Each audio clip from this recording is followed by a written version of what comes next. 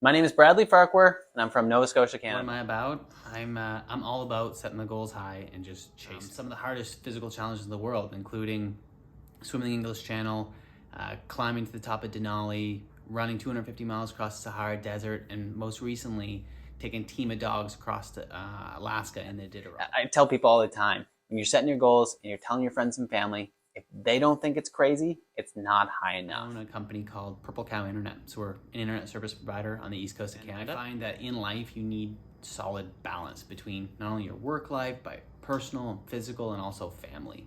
And if you're not in balance, it's hard to have a successful life. We won, bitches. Yeah. Okay, so assessment. So just stand natural. In your sport, do you have so when you pick up your skis and you put them over, but otherwise you're cross country? Yeah, like this? not cross country. There's a lot of mobility stuff where you have to get down and unhook your skis and pop them out, and then also reaching the top of your skis to grab what's called the skins, and then jump and rip them off like that. So there's some flexibility things that are quite important. Okay. So areas that you would want to get better is like make it easier so then you can get down into that position. Yeah, for sure. Right? So we're going to look at hips, glutes, see what's going on there.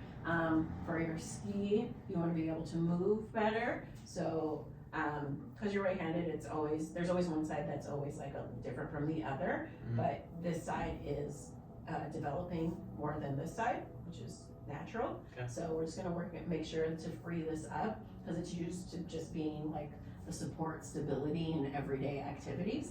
So we're going to try to free up some tension in there so then it can come and help this guy out as much as possible. I like it. Okay. Let's get it! Let's do it, baby! Alrighty, so we're going to focus a lot on lower body, but we're just going to focus on also just creating some mobility within the thoracic area and through the hips, and then loosening up those glutes so can get back in competition. I like it. Ready. What makes me who I am is the normal barriers a lot of people would face in life. Not talking like financial barriers or anything like that, but like self-created barriers. Like, oh, I might not be good enough to try that, or what if I fail, or how would I look if I did something like that? That hold people back on a day-to-day basis from even attempting a goal, let alone like even thinking about it. Yeah. Or pursuing it. When I was younger, when I was in my early 20s, I ran a marathon. And I was asked only 3 days prior to when this marathon was starting to do it.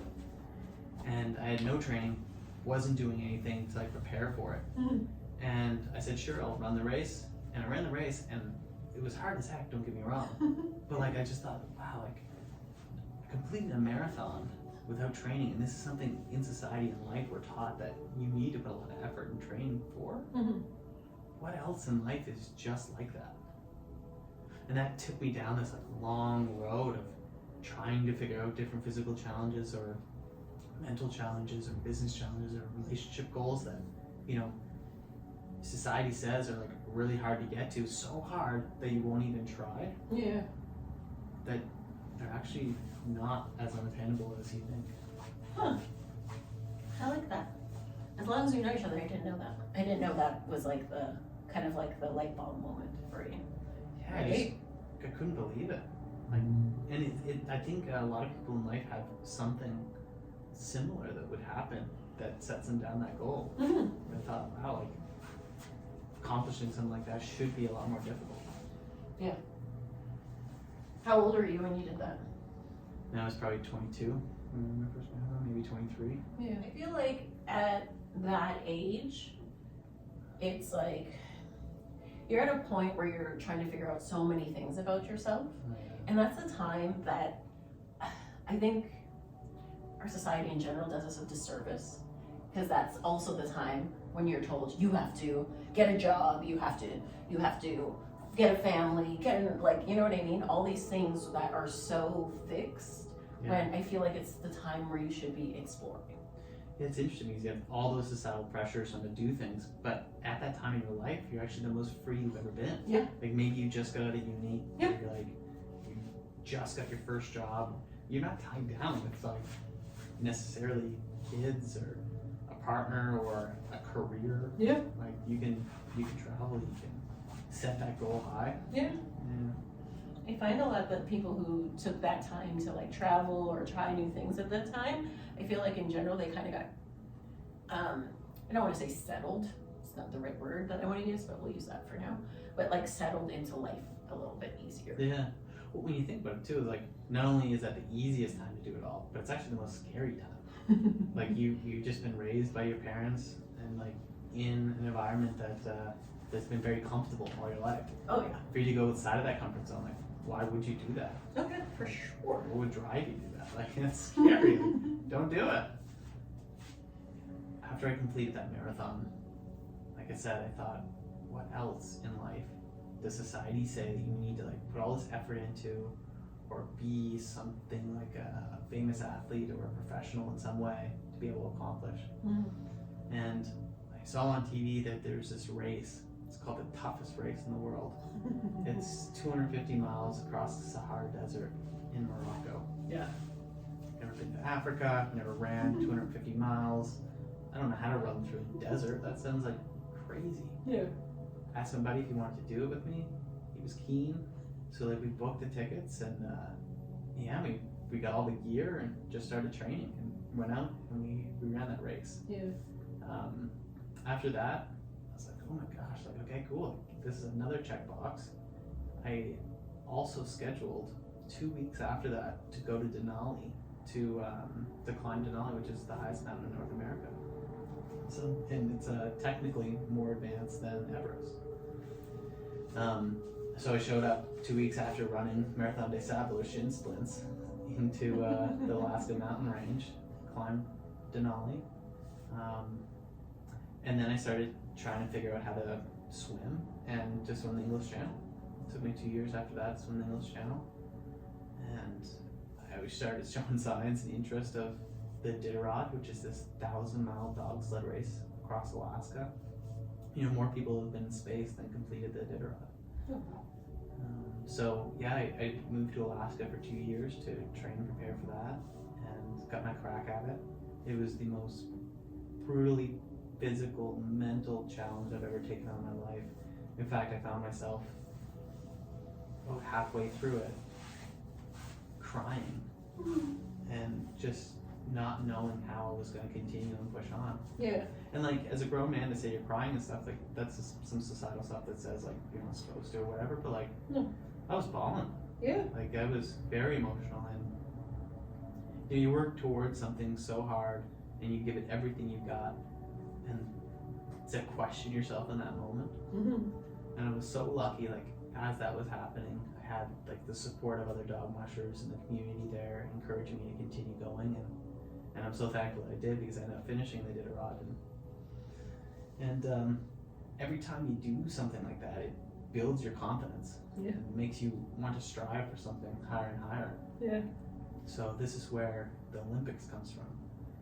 I can't think of anything in this world physically that is more esteemed and harder to achieve than the Olympics.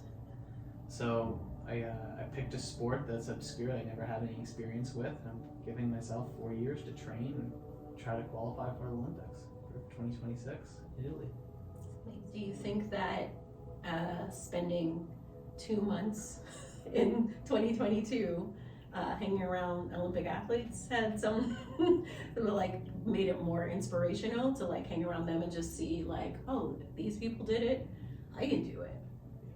Yeah, it's definitely more inspirational being around people. Like you are who you hang out with. Yeah. You know, so being around amazing people like yourself and people from around Canada and people that have already achieved Olympic medals and goals and stuff, it's like, wow, okay, cool. Like these are just normal people. Yeah. But I was kind of stuck in my head at that point, not knowing what the next step should be, because last winter season I moved to Whistler, BC, and was doing a sport called skeleton. Yeah. Which you travel head first down an ice track at 120 kilometers an hour, and I ended up breaking 4 ribs. I just didn't have a well-rounded, great experience. It wasn't fun anymore. It wasn't fun. Yeah. Yeah. Like once the adrenaline wore off, you start questioning like, why are you doing this? And when I was on the challenge, the show with you and all the other people, I went to some Olympians and I'm like, hey, like this is what I'm pursuing. The goal is to go to the Olympics, but I don't really like the sport. And I remember Jen Kish saying, listen, Brad, like you have to love it. You have to eat it, dream about it, sleep. Like everything is about this sport. And I was thinking to myself, man, I'm just enduring it. So I need to switch it up and pivot. Yeah. And this is why I pivot over to ski mountaineering. I think it takes into account some of my God-given skills, and it's just fun. Every day it's like get up in the morning and I ski. Yeah.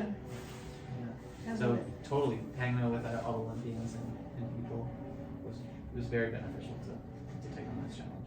Awesome. Oh, that makes me so excited. It's fun. And I should preface it too, like the Olympics is a massive goal, super hard, very, very challenging. And is it out of reach? I don't know. I don't know. Like I'm not going into this thinking that I'm for sure gonna make it to the Olympics because chances are I'm not gonna qualify. There's other people that have been doing this longer than me that, you know, might like the sport more than me, that could be more physically talented than me. But, you know, it doesn't mean I shouldn't try for something I want just because of that. Yeah. So I'm going to go into it, give it everything I got, and no matter what the result is, I'm going to be happy. Yeah. If you have the ability, you have the time, you have the space, you have the drive, might as well. Might as well. Right? Yeah, we got one life to live. If you're not looking to set your goal high and chasing something, like, what are you doing? One of my favorite things I always say, like when I teach like boot camp and stuff, and I was like, you're already here, you might as well do it. Yeah. The hardest part. Oh, right? Yeah. I was like, you're Yeah. already here, Yeah. right? You're on this earth, you might as well, figure it out, What made you decide to do Canada's Ultimate Challenge? Oh man, Canada's Ultimate Challenge. I've always wanted to get on one of these reality TV shows, specifically Survivor or The Amazing Race. Bradley is obsessed with Survivor. Oh man, Survivor's amazing. Like, I think it's the ultimate show. Not only does it take like the physical aspect, but it has the mental and then the strategic. It's just an amazing. And then they don't feed you. Like it's just, they don't feed you. Yeah, they're just trying to like stress test you. Like I just think it's like the greatest show ever. I really do. But The Amazing Race, as a Canadian, is probably the most similar thing to that as far as the physical challenges and being on the road and traveling a lot. So I've applied to The Amazing Race 8 times, and I got denied every single time. And one of the pieces of advice that you always hear people say that want to get on these reality TV shows is that you have to just keep trying. Just don't give up. Keep submitting your application. And when I heard about Canada's Ultimate Challenge, after applying 8 times for The Amazing Race, you start learning. Like, okay, like this is a good video, this is not a good video. So I just felt like I was getting better and better and better. And finally, my video got noticed by the casting team. And I obviously feel very fortunate to get on. Yeah. Not knowing what the show was about, what the prize is, what we're actually working towards, wasn't a barrier. Yeah. It was just like, these shows are so hard to get onto that was the original goal. It's funny, like the TV piece, like I don't really care about. What I care about is that someone's putting on these challenges for you. Yeah. You watch these on TV and they look so much fun. I wanted to do that. I want to do these really fun challenges to test myself, against other people, because in real life, we don't get to do that. The best part was as soon as they said, it's game time.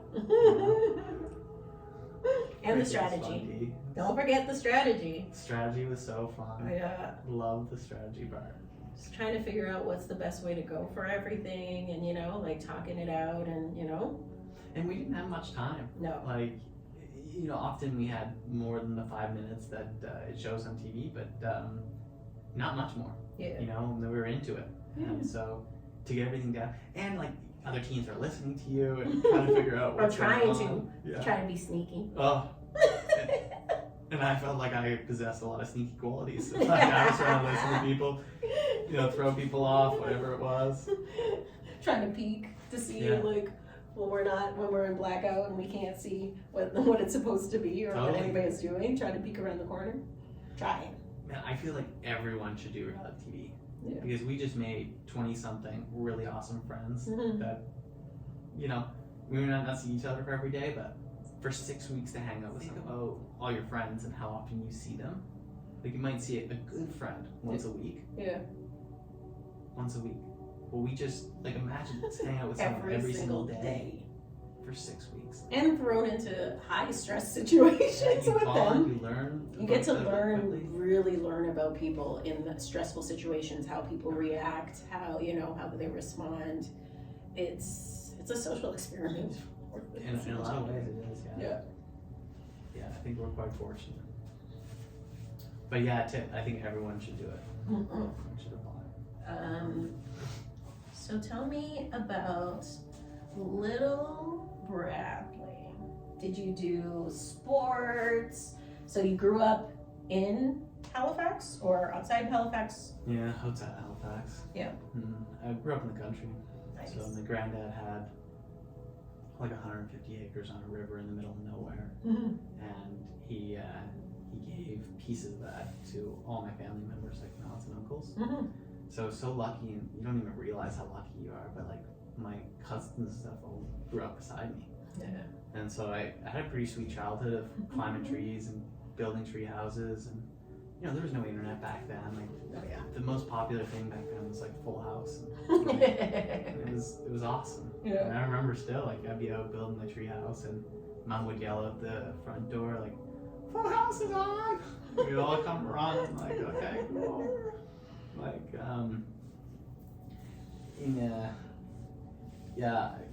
I was a very outdoorsy kid for sure. Really enjoyed being outside.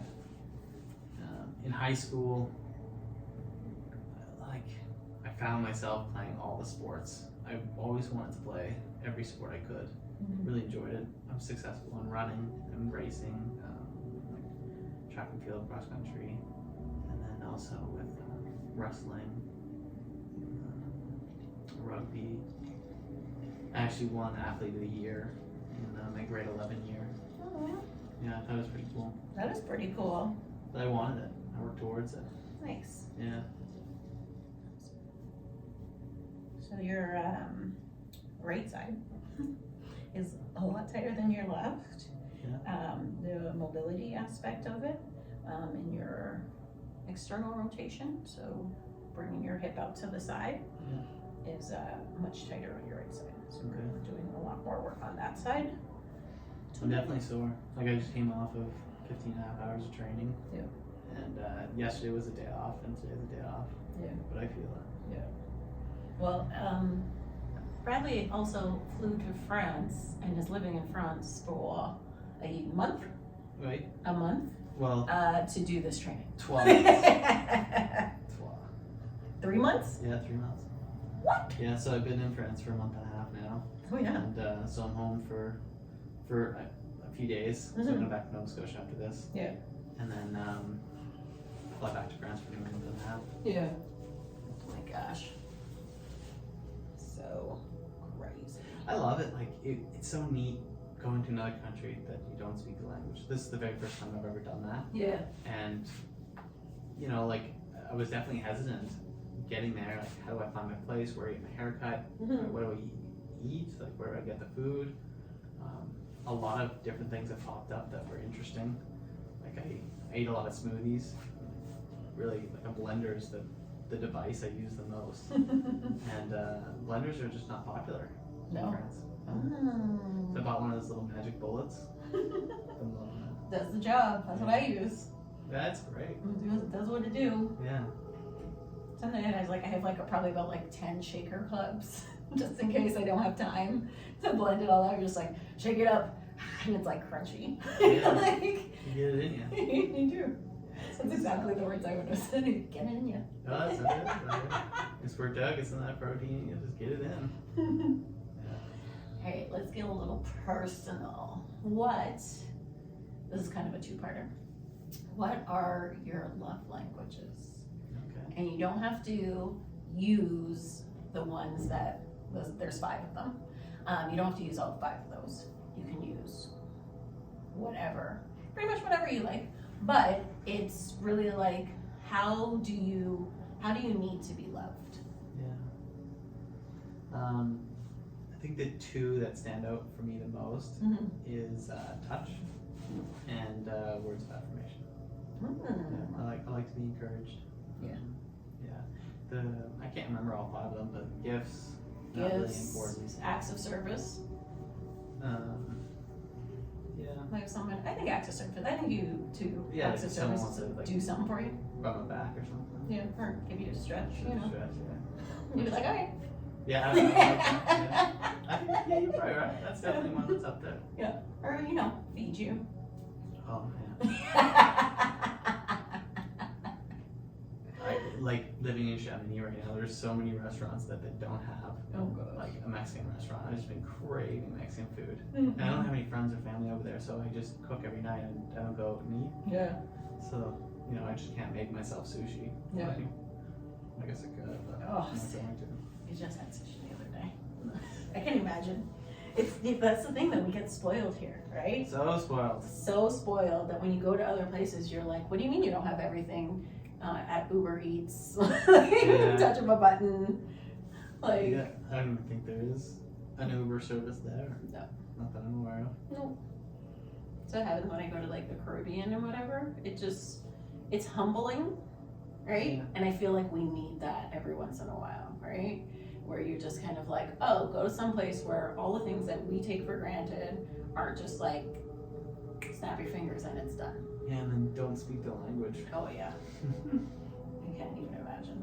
I'm guessing you're doing a lot of signing and Just body language. a lot of Fringlish.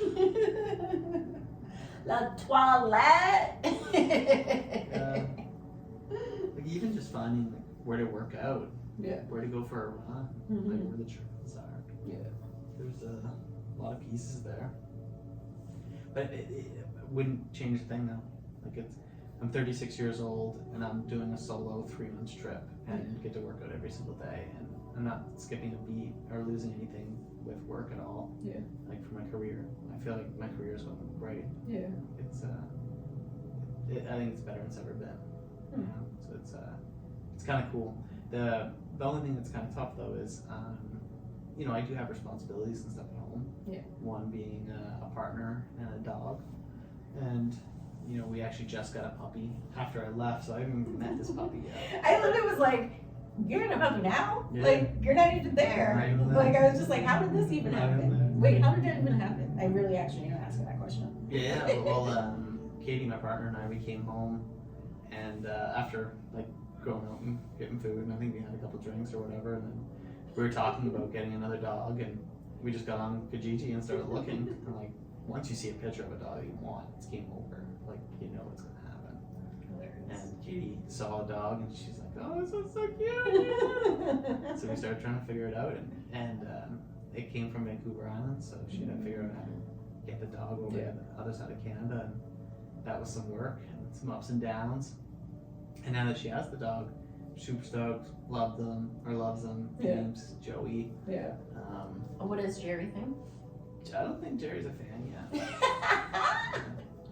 Jerry is dog number 1. Yeah. Like the main dog. Yeah, he doesn't like sharing his toys. He's like, I never had to share toys before. What is this? Yeah, he's not a fan at all yet. But it's been tough though, mine and Kate's relationship, being away, having to only communicate by phone, and we're also planning a wedding in June. So it's like trying to figure out all those details when we're not together. Yeah. And sometimes some sensitive topics come up that would be better to deal with in person than with a 5-hour time difference and Yeah. in 2 different countries, and her being home by herself taking care of 2 dogs. Yeah. So Stressful. But yeah. I feel like it's almost like your trial marriage, right? Like Yeah. these things are gonna come up. Like you were Bradley when when she met you. Yeah, exactly. And this is what comes with being with Bradley. You know, like Bradley's gonna try new things. Yeah, totally. Yeah. That's amazing. Love it. Yeah, she's a really good fit. Like, she's always open to new ideas, super supportive, wants to challenge herself. In fact, she started a charity called We Are Young. Yeah. That grants wishes to the elderly, just like Make-A-Wish or Children's Wish Foundation. Yeah. But for people over the age of 70. So she grants wishes to people all across the Atlantic provinces right now, and she plans on expanding it across Canada. Yeah. Oh, that's amazing. I love that so much. There's some pain in there. What is that? It's your diaphragm. It's your breathing. Still need to do that? Yeah, we need to do that. I'm gonna get you to take a deep inhale right into where I'm putting pressure. Just try to focus all your energy on that area and bring the air into there. And exhale.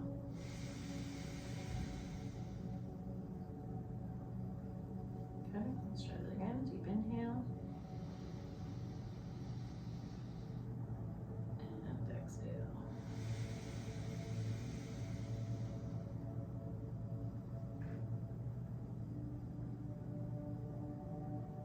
Getting right in there, I like that. We're getting in here. Intimate and interactive. You're gonna take All the stretching. I was a personal trainer for a very long time. Just scooch up a little bit. Just give me a little extra space. I was a personal trainer for a very long time, and whenever my clients would get injured, I didn't really know what to do. So I wanted to have like some way that I could help them a little bit more. So you always have to do your continuing education credits. So I decided to do this course on Thai yoga massage, right? So I did that and I was like, oh, I really like doing this. Oh, I'm really good at this. Maybe I should do this more. You know, just let your hands fall to the side. So then I started doing some research. Probably like a year later, I did my Thai yoga certification. And then a couple months later, I started in stretch therapy. And yeah, I just keep adding a whole bunch of different credentials. Nice. Yeah, it's really good. You're gonna put your hands behind your head again. Because I think like for someone to do stretch therapy, it's not a very common thing. It is now. I'm just gonna let your whole body come back. Who would be like the potential person who should be doing stretch therapy? Everybody. Everybody. Yeah, like literally lots of athletes have turned into doing stretch therapy and making that a part of their routine. So I work with the stretch therapist, Sarah Mariano, and she worked with Russell Wilson, football player. She was his stretch therapist and used to travel and go everywhere with him because he realized how important it was, and how much it helped him with his mobility as he's aging, right? So that's a professional athlete. As an average person, what would be the cue to say, okay, it's time that I start looking into getting some stretch therapy? I always say, don't wait until you feel pain. The best time to do it is before that, right? Just because things don't hurt doesn't mean that things aren't going on. A lot of times that's how you build up like compensations and such in general. And I say this more than just stretch therapy, but mobility as a whole and movement, making that a part of your everyday lives.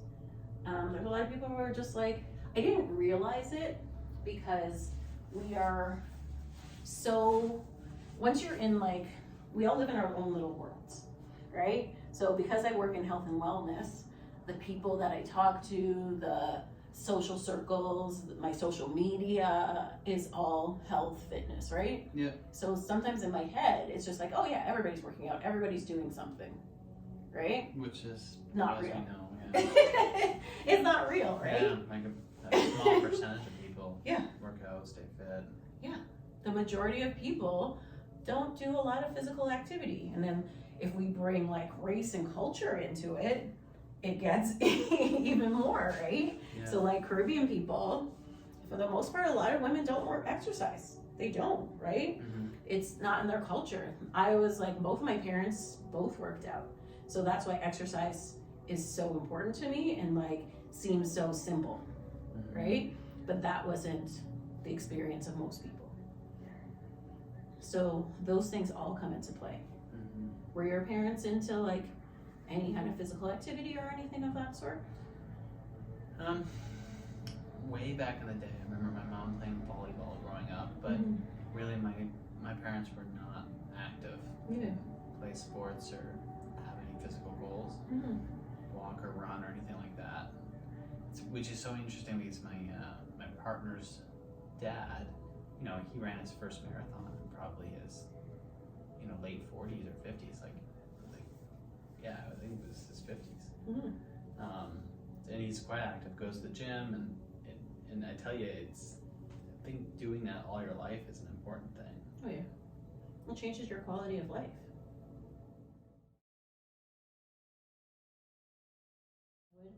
What do you find is the hardest part of training right now for this sport that you're just trying out for the first time? I would say the hardest part about ski mountaineering is trying to gauge how much effort you should put in. Because the race is only 3 or 4 minutes.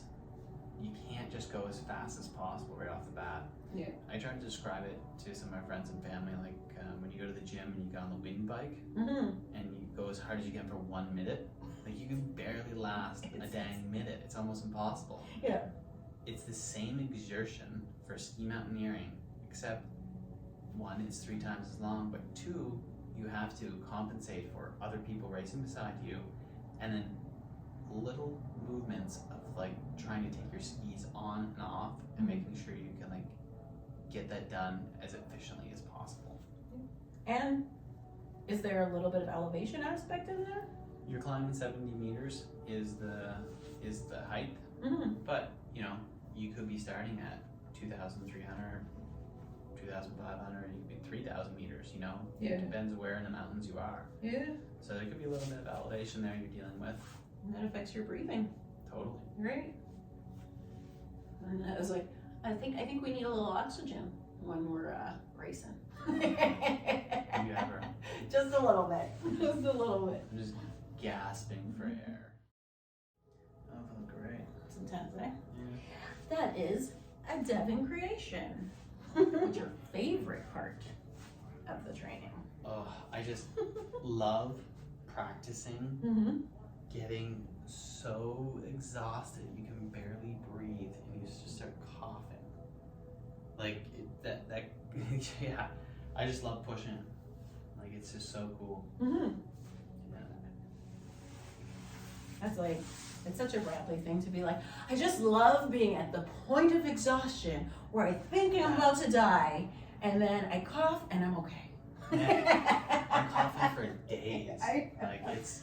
Well, it's also the cold, right? Yeah. So the cold is a whole other element, right? Because breathing in cold air, right? Yeah, They can totally. see your breath, like it changes like that cold air coming into your lungs because like there's actual like organs like your nose. The whole half of the point of your nose is to warm the air that comes in your body, so then the rest of your body doesn't go into shock, right? Makes sense. Right? So it is, but you're doing it because now you're breathing heavier because you're in a race and it's bringing in, so your nose is working overtime, your esophagus is working overtime, you know what I mean? So like everything is just kind of like at a high level. So Yeah. all those things come into play. Totally. Yeah, I like that. Yeah. Yeah, it's you do have to deal with that cold air and the changing environment for sure. It's a big part of it. Yeah. Cool. We're gonna do some homework for you. Homework. Just like right here, I think. But Right on this side, yeah. but this side is actually tighter. Oh, So in here, in your upper back, feels right nice. there is really, really tight in there. So we Yeah. did a lot of thoracic opening. Yeah. Right? Because and when you're here, you're always like Totally. this, right? Yeah, nonstop. right? Oh. You're using that thoracic is helping to stabilize, right? So we worked a little bit on the diaphragm, try to equal that out, and this has dropped a little bit, which was good because it was a lot higher. So there's a lot of tightness on this on your left side. So that dropped a little bit, and so that looks good.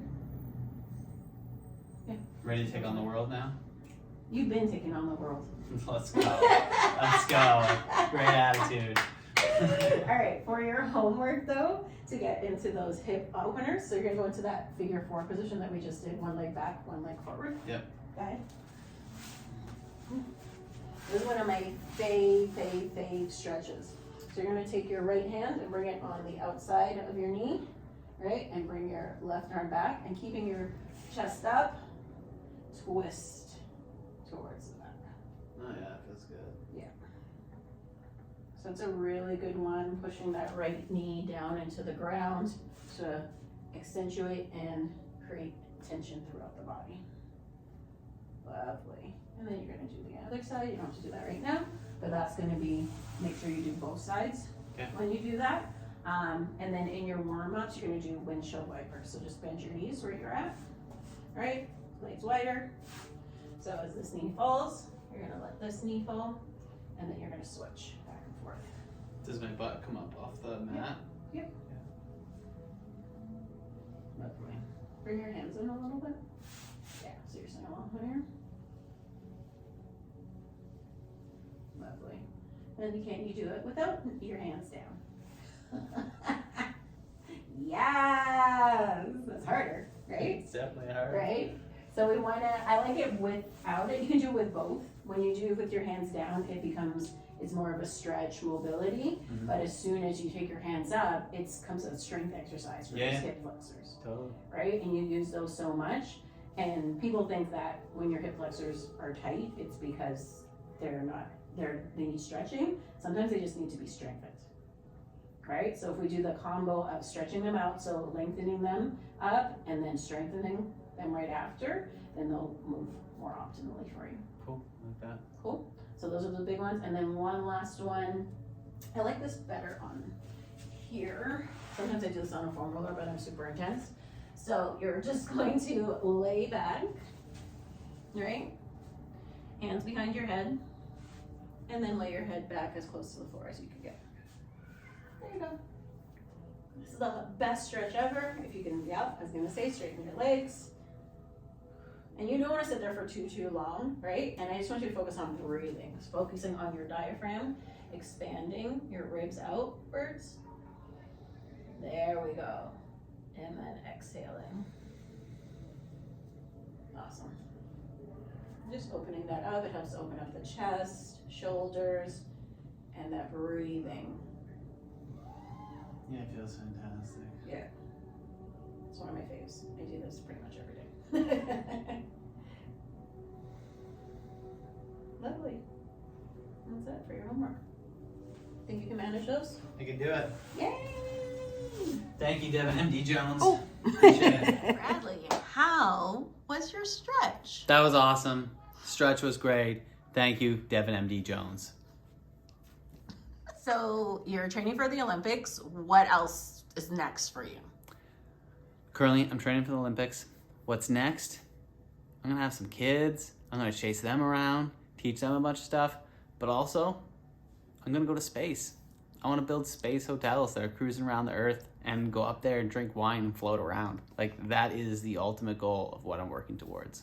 And I hope my kids and my family and everyone can come up and enjoy it with me. What if they don't want to? That's cool. We got FaceTime, I was like, so I'm going. My name's Bradley Farquhar, and I just got stretched and released by Devon MD Jones.